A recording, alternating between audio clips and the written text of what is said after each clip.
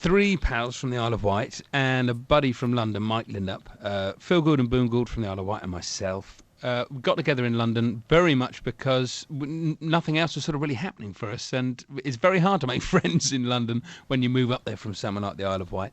And we got together as buddies and just jammed around a lot, and we were very lucky because within sort of 2.5 to 3 months, we actually cut our first record for Andy Soika and Elite Records, which is an independent label, a song called Love Meeting Love, which became a minor hit. Polydor Records picked it up, signed us directly, and we sort of gradually worked our way up through the bits and pieces till we got to 85, 86, and we were actually having some sort of really sizable international hits. Influenced predominantly by jazz funk and that sort of stuff? Yeah, very much when we started, Martin, we were, we certainly looked to America, and a lot of the jazz fusion artists that had come from the end of the 60s and the early 70s from Miles Davis's stable of players like John McLaughlin and Chick Corea and Herbie Hancock and Weather Report, etc., etc. And that was a real sort of rich ground for us, and in 1983 we got the chance to work with the guys from Earth, Wind and Fire, who had been a very big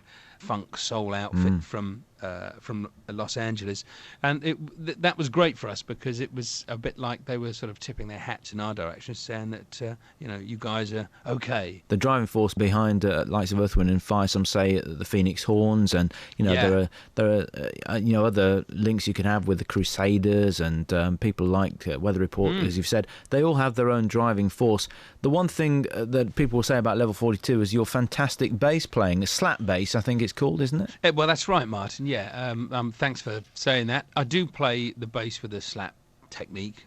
It's not something I invented at all. I mean, it's been around for just years and years. It's just another way of playing the bass guitar, which I think largely it's overlooked within bands. It seems to be the instrument that kind of stands at the back of the stage, and with the guy dribbling.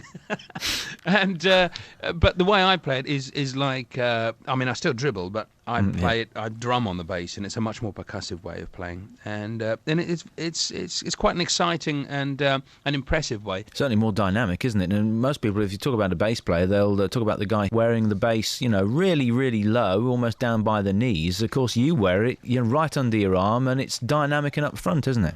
I mean, once again, it's not. It certainly is that in Level 42. It's not entirely unique. I mean, you have Sting, who's a singing bass player. I think the fact that because I'm also the vocalist in the band, we did enjoy a lot of success, a lot of hard work too. I mean, these things don't just sort of fall in your lap. We seemed to be constantly working. The band had gone through a couple of lineup changes in that period anyway. By the time we got to 1994. I actually felt, it was the first time that I felt that we were a band from the 1980s that had been around just a little bit too long. I wanted a break. Britpop was definitely in the ascendancy. That whole thing was going on. So it was fine just to take a couple of years out. We've been very lucky, sold a lot of records and could afford to do that. And with no real plans to sort of come back. I mean, it didn't seem to me then that the world was waiting for a Level 42 record, so that's fine. But I did miss it. I missed it quite a lot. And in '97, I put another solo album out.